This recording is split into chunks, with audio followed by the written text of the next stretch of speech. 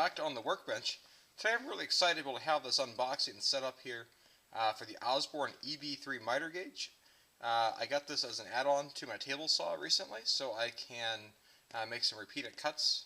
Just wasn't satisfied with the way the little typical miter gauge was, and it came down between this and the Incra, and I thought I'd give this a try. It looked innovative and looked a little bit different and unique in a way that I thought I kind of liked. So I want to open this up here. I didn't find a lot of YouTube videos on it.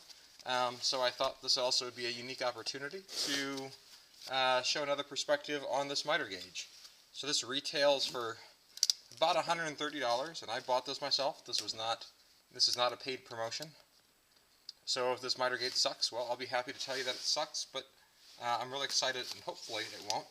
I had a chance to play with one in a woodworking store the other day, and liked how it felt after looking online. I was actually surprised to see it, but then ordered this one from Amazon. I'll put the link below for it. So when you open up the box, this actually came in a long shipping tube from Amazon. There is a lifetime warranty registration card with the manufacturer's information there, but you get to pay for the stamp. There's the setup instructions. We'll set those aside for now. We've got, this looks like the flip stop, all packaged up. And then we've got the bulk there, and at the bottom here is we've got some adhesives for some sandpaper type adhesives, as well as an adhesive ruler strip. I believe there's two of these, one probably measured left to right, and let's see, what is the other one? I don't actually know what that one, oh, that's glide tape.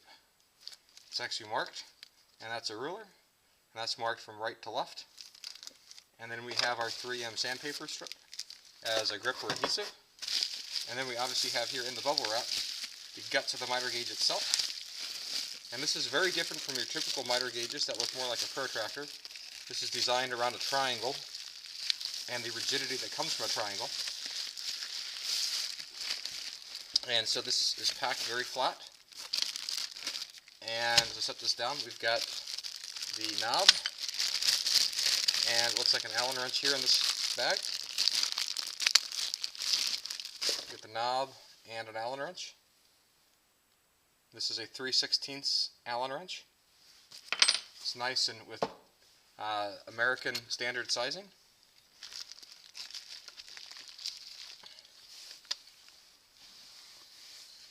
And now as I flip this miter gauge around, we've got, this is going to take a little bit of trying to get the camera right. Let me set this box aside.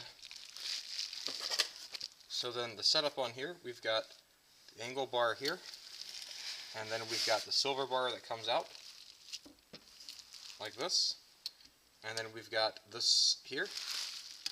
So then this is supposed to go together like that. There we go, so that slides in. And then at the bottom of the black box here, there's a little push up here, which corresponds with, let me lock this down over here, which corresponds with a number of pre-drilled slots here that correspond with various miter angles that come preset. So then by pressing the pin at the bottom of the thick part here that says Osborne, until you find the lock, that's at 10 degrees. Here we go, there's 0, and then you twist this knob here to lock it in place. So that should lock it down at 0. It's interesting how whenever this is set, only this knob here holds it by friction on the side of the bar, but that pin there might still hold it in place there at the bottom. There's a potential that could drop off. And then down the middle of the miter bar slot, we've got a set screw here, and there's a set screw all the way up front. And so to make this fit your slot perfectly, take the included Allen key, and you place it in there to be able to drop that set screw up or down, to be able to raise it or not. There's also a nice little reference here if you need something 3 sides to 9 sides that's all equal with equal side lengths, the degrees that should be cut. You got 22.5 here on 8. You also might use 22.5 as half of 45 degrees, obviously, and that's a preset number on the miter bar gauge. So for example, if I need to go to 22.5, see there's 20, there's a little triangle right there, 20, then next stop, and that should be 22.5 right there. And then the other one that we're looking for is 25.7.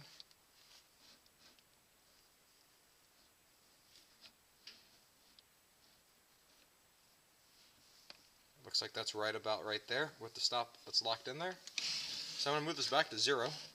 You can actually go a little bit beyond 0 the other direction. Let's put that at 0, or some might call that 90 degrees. And then we've got our push knob here, and this push knob will set down right here. There's a threaded slot for that, so it locks in and threads in right there.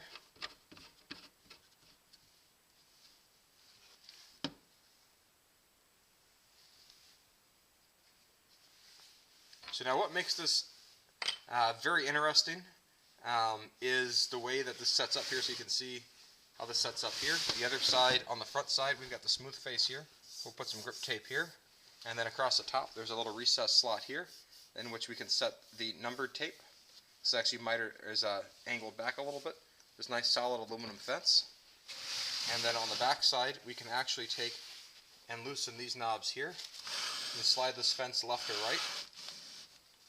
Tighten that down, and then on the far end of the fence there's actually a little extension here, so we can move this extension all the way out, and this goes out quite a ways. So when I get this in action, I'll take a measured shot or a measurement on that. So that actually goes out quite a ways out, and then this is also completely reversible, and so this can go from that side to the other side.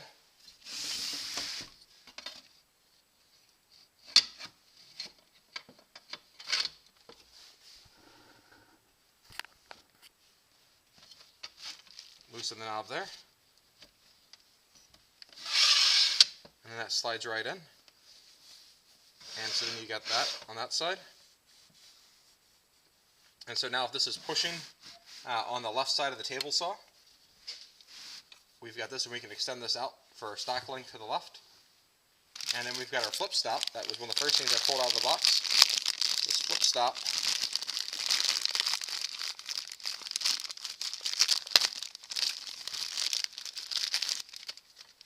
you can see the bolt there at the bottom, and that's going to go into our T-track here across the top.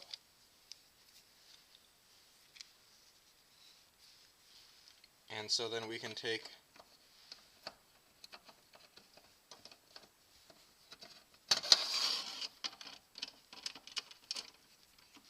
a flip stop, slide that down, drop it down. So that's from the back. If you look at it from the front, you can see there's the front side view. Or flip it up if we need to have a stop for repeated work. So this works kind of like a table saw sled,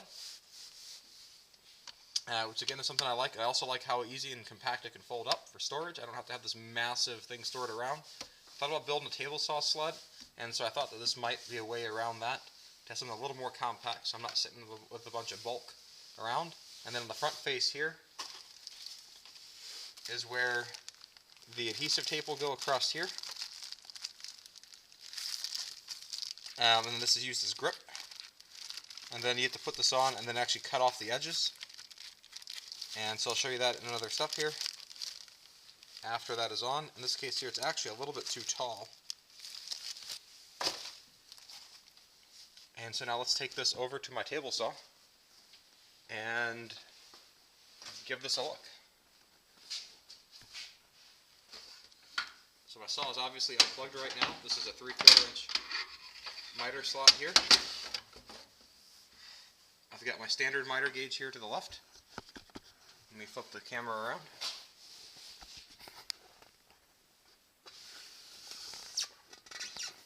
So there you can see the standard miter gauge that came with it.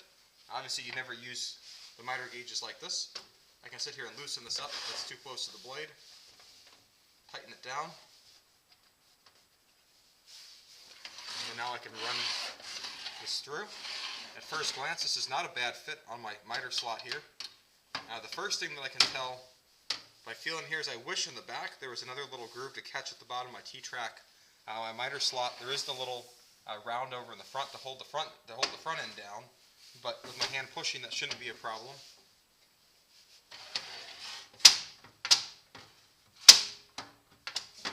I can tell I need to wax the top of my table saw surface right now.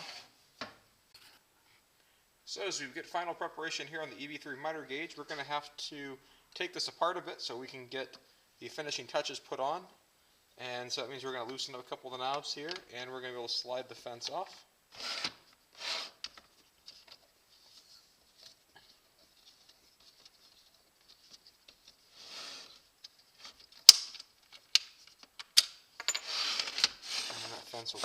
right off like that. So here's what the front of it looks like with no fence on it. And so then with that off, we're going to take the face of our fence, and I'm going to take off the flip stop and collapse this together.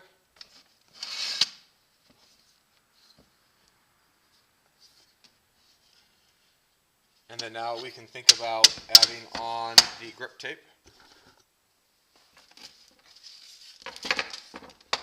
So the grip tape that was supplied is actually oversized for the fence. If I flip this down the other way, I think it'll be a little bit easier to see. Would have been nice if they had actually supplied grip tape that had the correct dimensions on it, but we have to be able to then, in this case here, we're going to just cut it to size and score it and mark it to make it fit.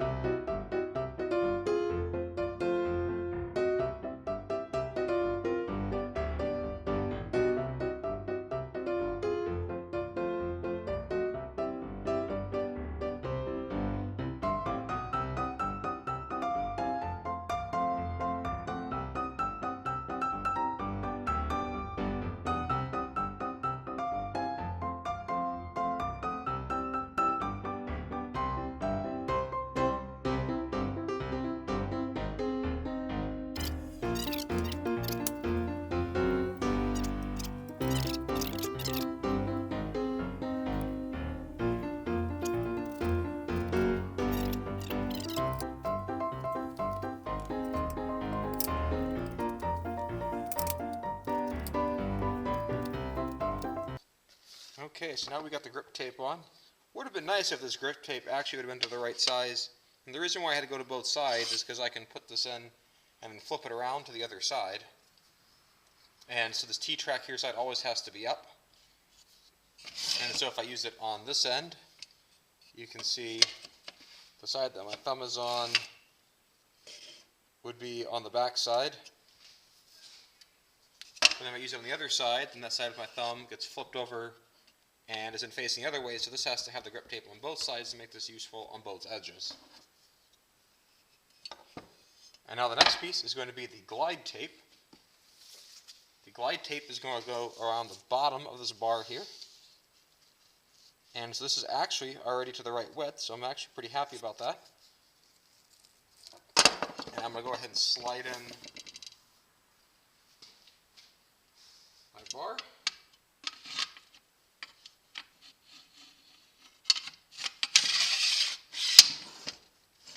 Like this. And then my glide tape, once I get that peeled apart.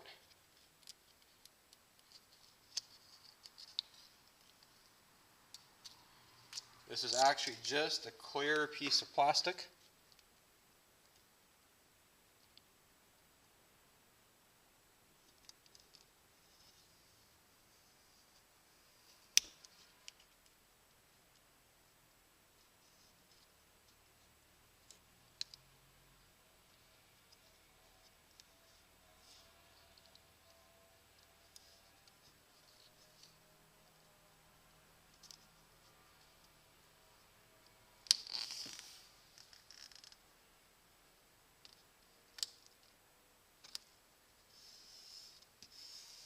This is almost like a screen protector for a cell phone, but not quite.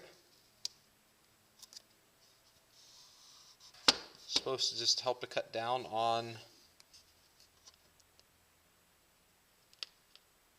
any friction between the aluminum fence here and the top of your table saw.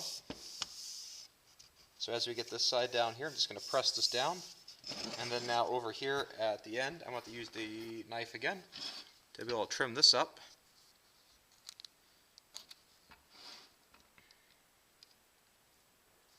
Just make sure we get that all nice and good and pressed down. And then by having this on the bottom, will also help to eliminate any issues with the overhang of any of the grip tape. Okay, so there's that. And then we're going to repeat the process here on the side.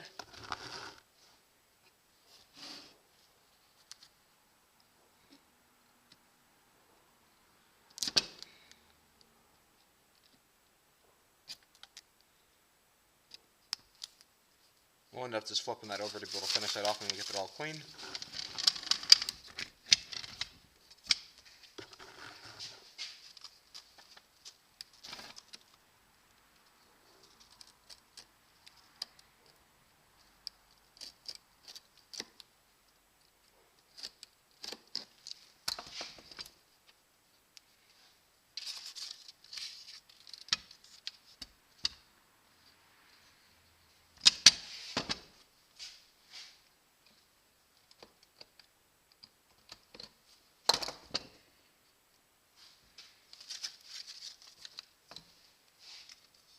And so there's the grip tape.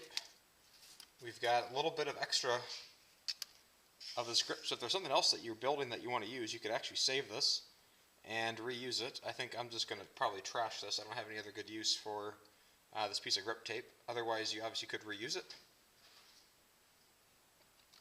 One other possible place that you could use it is on the edges of your flip stop. If you want that to be able to grab as well, when you push, it will grab the edge. That's one other possibility. I'm going to leave mine just smooth, but perhaps you might want to do that. So now I've got this all set here for use on the left side of my saw. We're going to take this and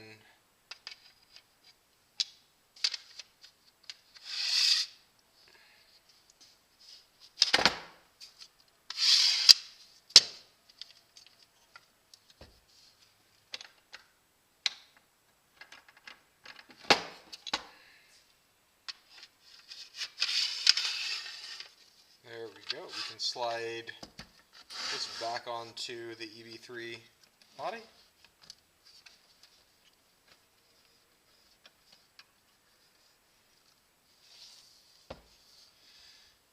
And now we should be all set, except for I got to put one last knob in.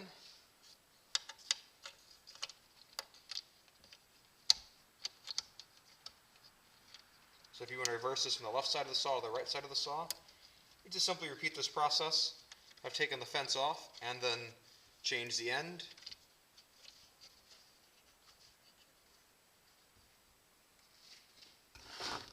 And as part of that process, you would also disconnect the fence here by loosening the bolt here.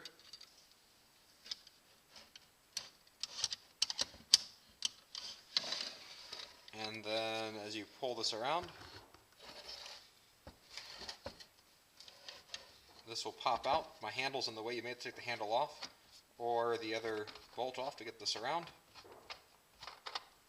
That slides out. All you have to do is just flip this around the other direction and you're good to go. I'm going to keep this one set actually for use on the left side of my saw. I think most of us would probably use this most of the time on the left side of the saw anyway. The manufacturer does show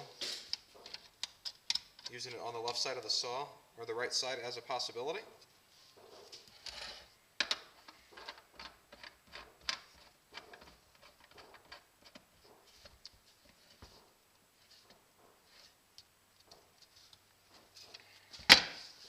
The final piece of material that we were provided with is a piece of measuring tape. And so this measuring tape here starts at 1 inch, where there's a 0 mark here with a little diamond. 1, 2, 3, 4, 5, all the way up to 24. And if we look carefully at this, this actually extends well beyond the fence. There's a little groove for the tape slot here. This is something that you could use. You have to line up with your saw. But bear in mind, before you set that you can adjust the fence here left and right of your blade anyway. So you could easily make that very relative for whether that measure is correct or not, because you'd use that then for setting your flip stop. Let me put the flip stop back in.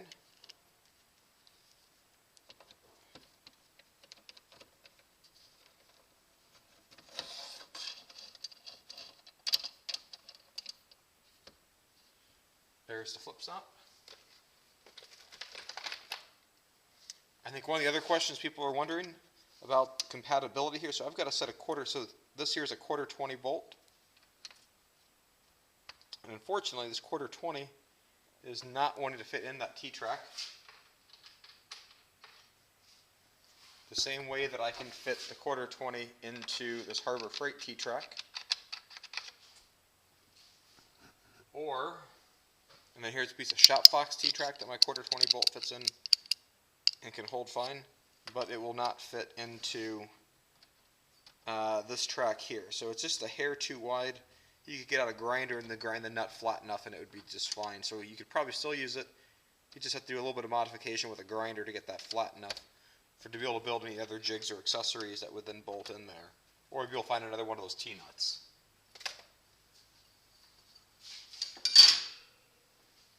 Then as we go to the saw, we can get this all set up here and calibrate it. So now at the saw with the EB-3 in the track, a couple of things that are important. I'm just going to be able to run this back and forth through here. So the first thing I can feel is there's definitely some wobble actually in the gauge here. And so I'm going to want to get that out.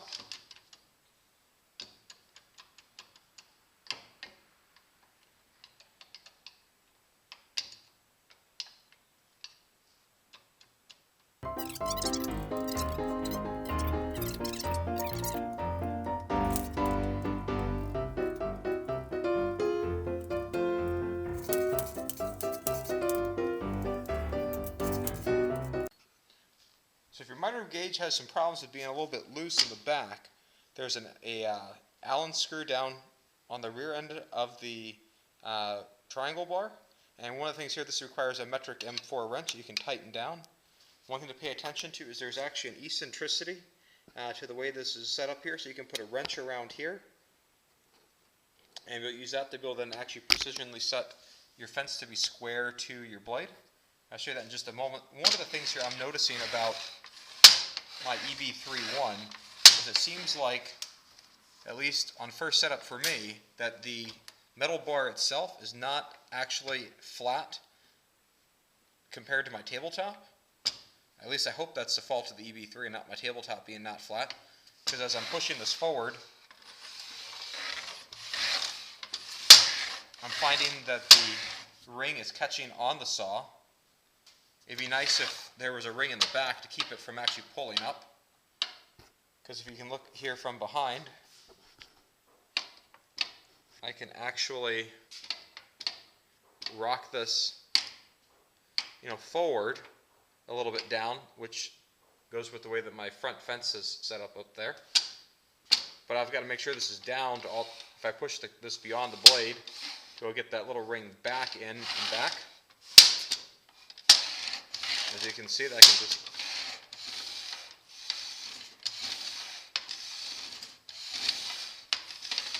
and I can see where it's actually putting a little bit of polish into when I cleaned up my tabletop the last time. This is kind of running a few little grooves down the wax from the tape there. And so for checking out the squareness of this, I've got a rafter square, and I'm going to set this up by the saw blade.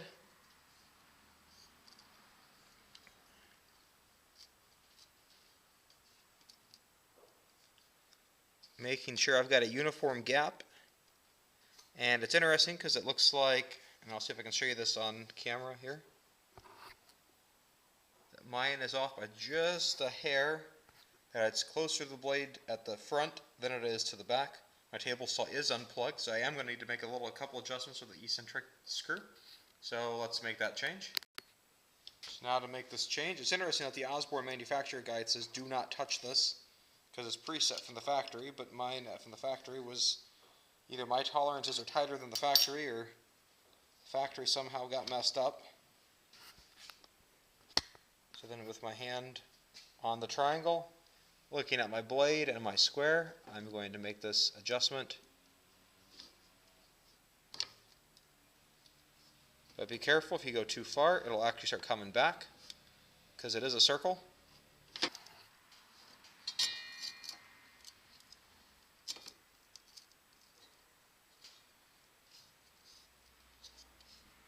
And come back and check, and we'll just keep repeating this process until we get this right.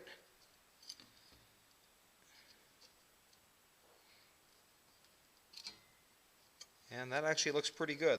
Okay, so now I got this all squared up, let's talk about a couple criticisms. Number one, the Allen key for adjusting that is not included, but if you're buying a aftermarket miter gauge, you probably actually already own one of those, so that's may not be a big deal. The miter bar here on mine appears like it's bent a little bit, so I'll have to be able to play with that a little more to try to get that straightened out. Number three, the grip tape that came with it.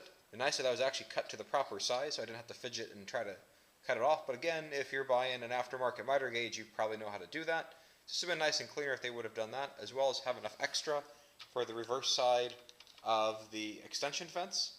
That would have made it much nicer. All in all, I'm pleased with this so far. We'll have to run it through a few test cuts and see how it performs. So the big advantage of this kind of miter gauge is the strong triangular form here. When it's set at 90 degrees, we should have a perfect right triangle where you've got the hypotenuse is formed by what's here on the edge. And then if you look at the spacing of the marks, we got 15, 20, 25, 30, 35, 40, 45. And the spacing in between these as we go back and forth is what's actually going to create the angles by changing the hypotenuse on this bar. And so it's interesting when we go back the other direction. You've got 40, 45, and if you look at the difference here at the back side of this here, and you see the difference between 40 and 45 degrees compared to on the other end of the hypotenuse, between 40 and 45 up here, you can see there's a greater resolution and a greater distance between the two here for being able to accurately set your miter gauge. And that stands in stark contrast if we look at the protractor style miter gauge that came with my table saw. This is just sitting in the other T-track right now. Nothing particular about this here. And if we look at the gap between 40 and 45, which is somewhere between here and here, about the width of my index finger. And while there are positive stops here at a few places along the way, if you want to try to resolve something in between there, between 40 and 45, it's going to be a little bit difficult to try to pull off. So there's 35 degrees roughly. There's 40, 41, 42, 43, 44, 45. Very close together, so it's easy to have a margin of error on it, assuming this is calibrated correctly. One positive though is that the slide that came with it actually is flat, and I've got no problem with this writing in my miter track compared to the Osborne that has perhaps a slightly bent bar that's catching at the end. This one with my saw, came with my saw. Actually, the bar doesn't have that much play in it. There's a little bit, but there's no means of an expansion screw here to take that play out, whereas the Osborne actually has that. And so if you're trying to play with precise angles, the Osborne's going to have the advantage. It also has this nice fence structure, and I just love this idea of the protractor style. Maybe it's because I'm an engineer that I love the beauty and simplicity of using the triangle compared to the protractor. As well as the extension fence on the end. One other bit, just as I use this on the left side, you can see in this case here the fence is overhanging just a bit. If I shift this to be a little bit closer to the blade,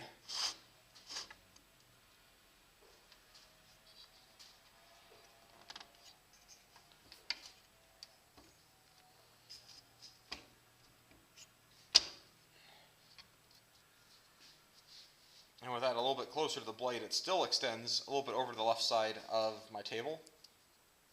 But that's okay, because then I get my stock off the other side, or I can flip it around if I need to go the other direction. But since I normally move my fence on the right side, have the miter gauge here on the left for being able to make quick repeated cuts. And we'll move on to making a few cuts. I finally ended up deciding to go ahead and install the tape measure on the EB-3. A couple of things in doing so. I had to align the fence, because I can align the fence on the EB-3 left to right. And so for an alignment point that was convenient on my saw, I just used making it flush with the factory insert as an easy reference point. But then the part where I thought it was a little, took a little bit of thought in terms of how to line up the tape was on the flip stop. There is no obvious marker or indicator to indicate where the reference should be taken from. So in this case here, I actually lined mine up with the left side of this bolt here. In this case here, that's 6 inches and that means that from this side of the flip stop to my blade is 6 inches when this bolt is at 6 inches right there, and I'm using that as my alignment. I debated, do I use that side or do I use the right side bolt edge? I just went with this side, but really that could be customized either way, and then just cut off the excess on the left and the right side.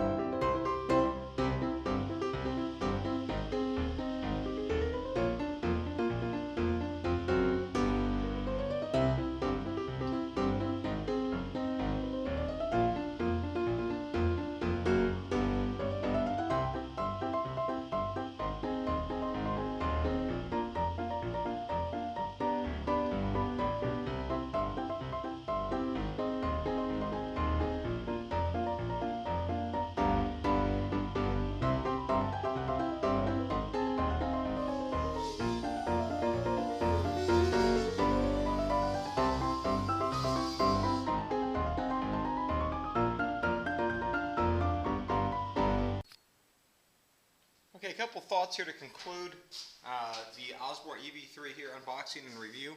At the end of the bar here, this is definitely bent and sprung. When this is pushed down, the front here has a little bit of give to it that comes up, which is okay, except for the fact that when you push it through and extend, and then that washer pops up, if you're not paying attention, it'll get stuck coming back in that slot.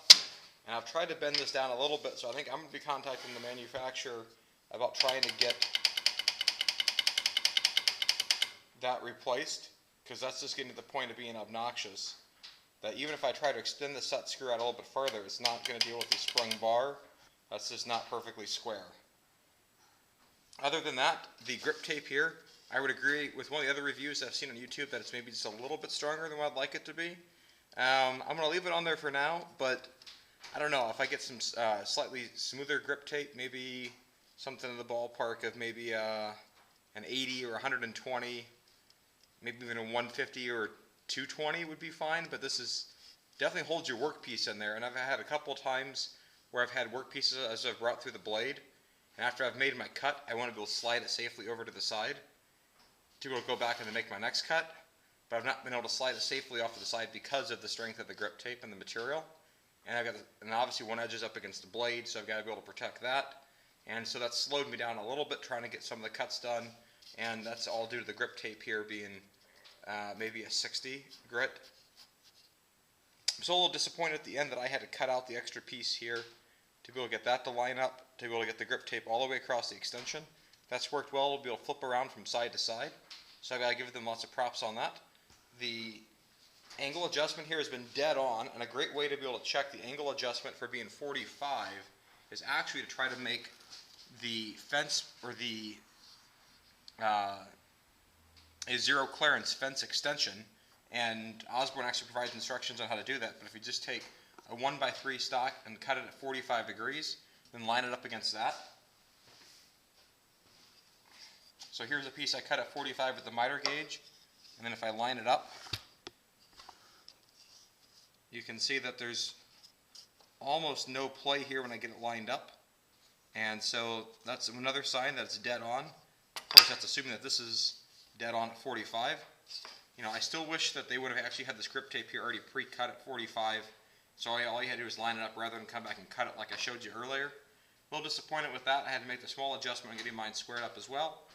Not a big deal if you're buying the aftermarket miter gauge. Little adjustments like that should be par for the course.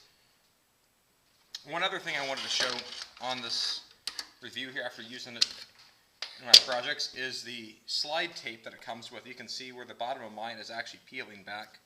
I think this is probably some form of an ultra high molecular weight tape. I might just end up removing that, or maybe I'll buy a replacement strip on Amazon or ask Osborne about a replacement. But it's definitely got gummed up here and gunked up.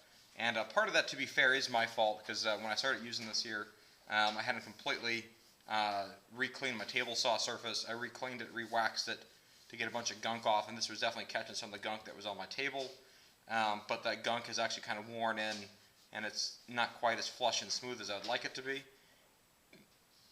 And then on the other end here, it's also caught a little bit, and that's peeling back a bit. You can see it definitely peeling back here.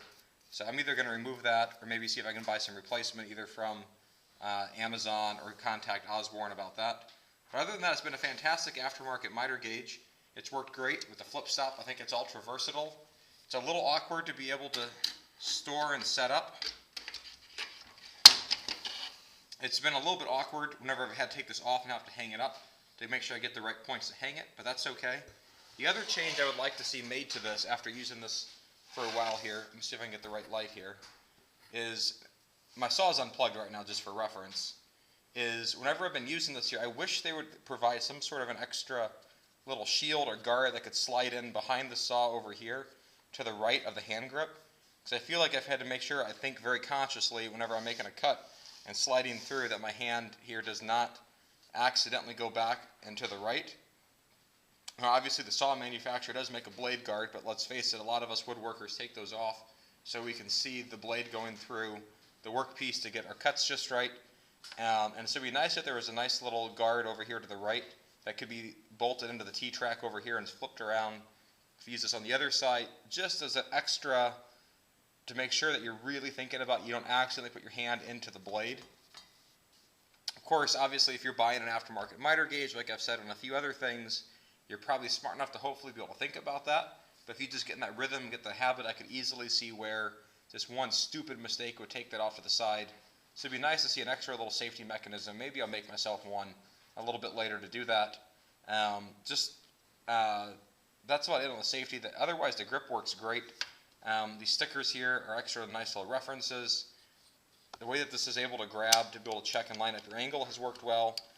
The other big catch here, and this will be the last thing I mentioned today, is when you go to do a 45 angle cut, I found myself usually having to go this way to actually get the workpiece across and support it. If I go the other way, I just can't actually get it lined up, and so this works far better than if I have to pull it back 45 the other way. Now if I go back this way, by the time I get this where my workpiece is clear of the blade in the front, the miter gauge is now starting to hang off the rear end, and there's not much support for getting the workpiece onto the table and coming back. Obviously, if you've got extra extensions or your table saw blades placed a little differently, your mileage may vary. But overall, I think this is definitely worth the cost to be able to add some extra precision to my table saw work. I'm really excited about having this in the shop. I'm already using it on a project that's underway right now, and it's worked flawlessly for that after I took the time to adjust it. So if you're in the market for an aftermarket miter gauge, I would definitely recommend considering this. It's a different design, but a design that I think is certainly worthy of consideration. So I hope you found this useful, and have a great day. Bye.